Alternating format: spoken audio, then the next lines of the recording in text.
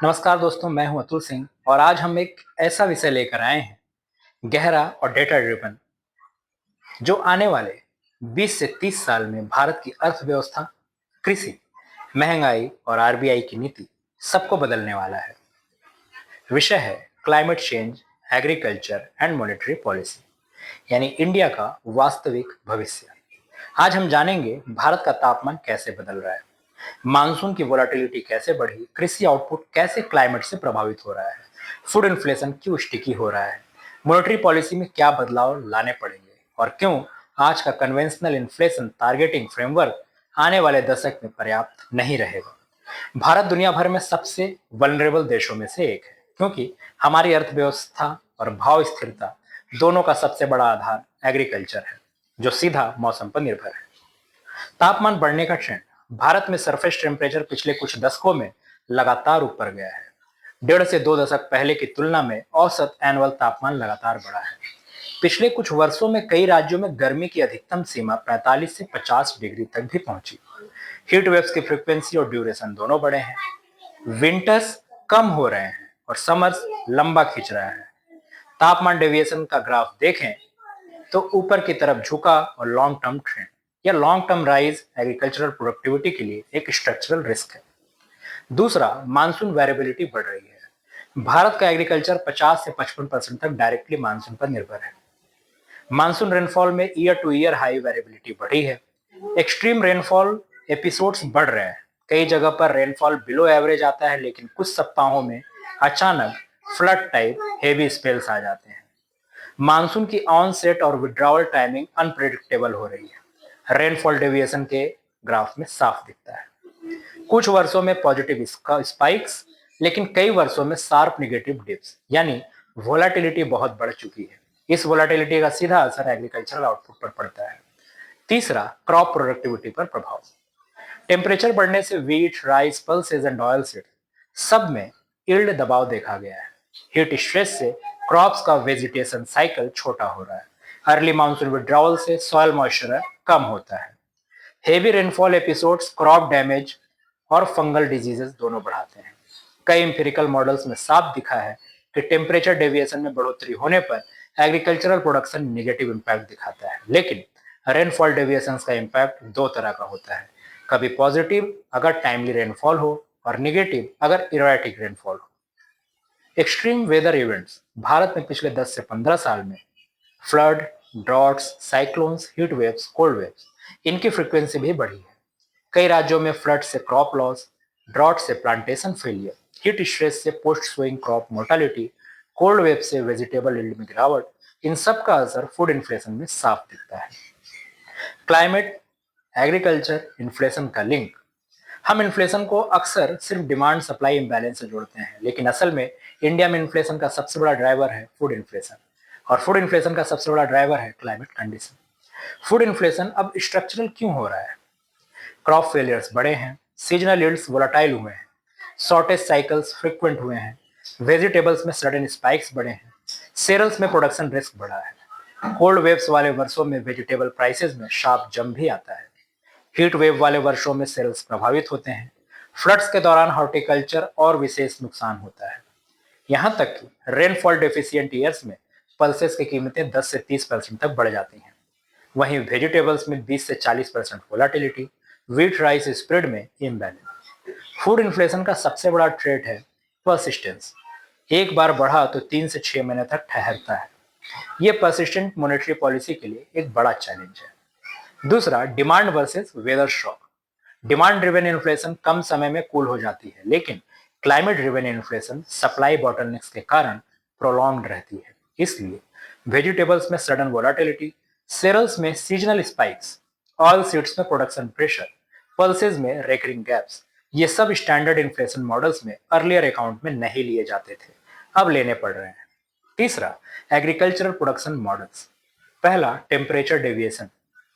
Agriculture production यह negative relationship बहुत बार repeat होता है। जब टेम्परेचर लॉन्ग टर्म मीन से ऊपर जाता है, यील्ड डिक्लाइन हो जाती है। जब टेम्परेचर स्टेबिलिटी रहती है तो यील्ड स्टडी रहती है। और दूसरा, रेनफॉल डेविएशन। ये two sided effect. Positive deviation की बात करें तो नॉर्मल से थोड़ा अधिक अगर हो जाए तो कभी पैदा करता है high yield, but heavy spill या ड्रॉट दोनों प्रोडक्शन को गिराते हैं।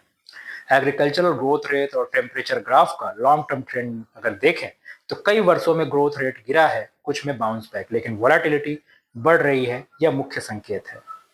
मॉनेटरी पॉलिसी पर क्लाइमेट का प्रभाव क्या है? आरबीआई इन्फ्लेशन टारगेटिंग करता है, लेकिन यह फ्रेमवर्क जो आज है वो इस एजम्पशन पर आधारित है कि इन्फ्लेशन डिमांड ड्रिवन है, लेकिन क्लाइमेट ड्रिवन इन्फ्लेशन नेचर में बिल्कुल अलग है। Persistent, supply linked, geographically uneven, sectorally uneven, seasonally unpredictable, इसलिए मॉनेटरी पॉलिसी को नए प्रकार से विचार करना चाहिए। कन्वेंशनल पॉलिसी की कुछ सीमाएं हैं, जैसे traditional policy demand side inflation को कूल कर सकती है, परंतु क्या रेट हाइक्स, फ्लड, ड्रॉट या हीट वेव से बनी इन्फ्लेशन को कंट्रोल कर सकते हैं? क्या रेपो रेट से क्रॉप लॉस रिकवर हो सकता है? क्या लिक्विडिटी टाइटनिंग से वेजिटेबल सप्लाई बढ़ सकती है? आंसर है नहीं, यानी कन्वेंशनल पॉलिसी पार्शियल है। फूड इन्फ्लेशन का डोमिनेंस है। इंडिया की हेडलाइन इन्फ्लेशन में फूड इन्फ्लेशन का भार बहुत ज्यादा है, इसलिए मॉनेटरी पॉलिसी को क्लाइमेट लिंक्ड वोलेटिलिटी का ध्यान रखना अनिवार्य है।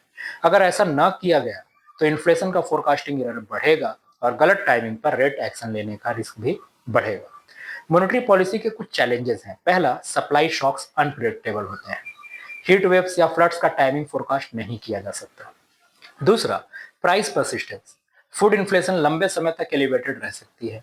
तीसरा, रीजन स्पेसिफिक शॉक्स, किसी एक राज्य का इंपैक्ट नेशनल फूड प्राइसेस तक चला जा सकता है। चौथा, transmission lag mismatch, climate shock तुरंत कीमत बढ़ाता है, पॉलिसी रेट कट्स या हाइक्स का असर महीनों बाद आता है। इसके कारण इन्फ्लेशन टारगेटिंग रिजिड नहीं रह सकती। ओएलएल एक ओएलएस एनालिसिस किया गया शोधकर्ताओं द्वारा, जिसमें दो मॉडल थे। मॉडल 1 के सार की अगर बात करें तो एग्रीकल्चर प्रोडक्शन को टेम्परेचर डेविएशन, मानसून डेविएशन और एरर टर्म्स में एक्सप्लेन किया गया। टेम्परेचर डेविएशन का कोएफिशिएंट नेगेटिव रहा, मतलब टेम्परेचर बढ़ने से प्रोडक्शन गिरने की संभावना बढ़ती है। मानसून डेविएशन का इफेक्ट मिक्स्ड रहा, कभी पॉजिटिव कभी नेगेटिव, यानी मानसून वेरिएबिलिटी का अनप्रेडिक्टेबल नेचर। आर स्क्वायर्ड बताता है वहां पर कि मॉडल एक रीजनेबल प्रोपोर्शन वेरिएबिलिटी एक्सप्लेन करता है, लेकिन क्लाइमेट शॉक्स इतनी अनप्रेडिक्टेबल है कि फुल एक्सप्लेनेशन संभव नहीं है। वहीं दूसरे मॉडल में क्या पाया गया, यहाँ पर और भी रिफाइंड वेरिएबल लिए गए, टेम्परेचर डेविएशन से नेगेटिव इंपैक्ट की पुष्टि की गई, सम कोएफिशिएंट स्टैटिस्टिकली सिग्निफिकेंट थे, यानी क्लाइमेट एग्रीकल्चरल लिंक रोबस्ट है। इन मॉडल्स का कोर मैसेज यही था कि क्लाइमेट चेंज रियल है, मेजरेबल है और एग्रीकल्चर के लिए डैमेजिंग है, और मॉनेटरी पॉलिसी में इसे अपने फ्रेमवर्क में शामिल करना ही पड़ेगा। Welfare, rural income and food security implications की बात करें तो एग्रीकल्चर से प्रोडक्शन नहीं है, इंडिया में यह इनकम जनरेटर है, लिवलीहुड का बेस है। क्लाइमेट वेरिएबिलिटी के कारण किसान की आय प्रभावित होती है, रूरल कंजम्पशन दबाव में आता है, प्राइस इनस्टेबिलिटी से हाउस होल्ड बजट पर असर पड़ता है, माइग्रेशन प्रेशर बढ़ने की संभावना रहती है, न्यूट्रिशन सिक्योरिटी पर खतरा बढ़ता है, फूड अफोर्डेबिलिटी पर दबाव आता है, और अगर रेनफॉल डेविएशन और ड्रॉट फ्रीक्वेंसी बढ़े तो फूड सिक्योरिटी रिस्क और ज्यादा बढ़ेगा। तो कुछ रिकमेंडेशंस हैं, इंडिया को क्या करना चाहिए। पहला, climate integrated monetary policy framework बनानी चाहिए। आरबीआई को चाहिए कि फूड इन्फ्लेशन के लिए अलग projection models, climate sensitive inflation indices, weather linked output gap models, flexible inflation band, season specific inflation risk analysis और state level inflation heat maps. दूसरा, एग्रीकल्चर रिफॉर्म को क्लाइमेट सेंसिटिव बनाना, climate resilient seeds, weather indexed insurance, irrigation infrastructure, crop diversification, horticulture protection frameworks, soil moisturiser conversion, agritech adoption और temperature resilient cropping cycles. और तीसरा, welfare policy, targeted food subsidies, region specific support, extreme weather compensation, rural employment support during drought, climate shock grants. चौथा, green investment push, renewable energy adoption, carbon reduction initiatives, climate smart farming, water saving technologies और sustainable fertiliser usage. आज का बड़ा निष्कर्ष यह है कि climate change अब भविष्य की नहीं, आज की इकोनॉमिक रियलिटी है, और इंडिया जैसी एग्रीकल्चरल डिपेंडेंट इकोनॉमी के लिए यह एक स्ट्रक्चरल मैक्रो इकोनॉमिक चैलेंज है। इन्फ्लेशन अब केवल डिमांड से नहीं समझी जा सकती, फूड इन्फ्लेशन अब मौसम से जुड़ी स्ट्रक्चरल वोलाटिलिटी का परिणाम है। मॉनेटरी पॉलिसी को कन्वेंशनल अप्रोच से बाहर निकलकर एग्रीकल्चर को क्लाइमेट रेजिलिएंट बनाना होगा और वेलफेयर, फूड सिक्योरिटी, लिवलीहुड, इन सब को क्लाइमेट लेंस से देखना पड़ेगा। अगर भारत ने सही कदम उठाया तो हम इन्फ्लेशन स्टेबिलिटी, फूड सिक्योरिटी और सस्टेनेबल एग्रीकल्चर तीनों हासिल कर सकते हैं। धन्यवाद।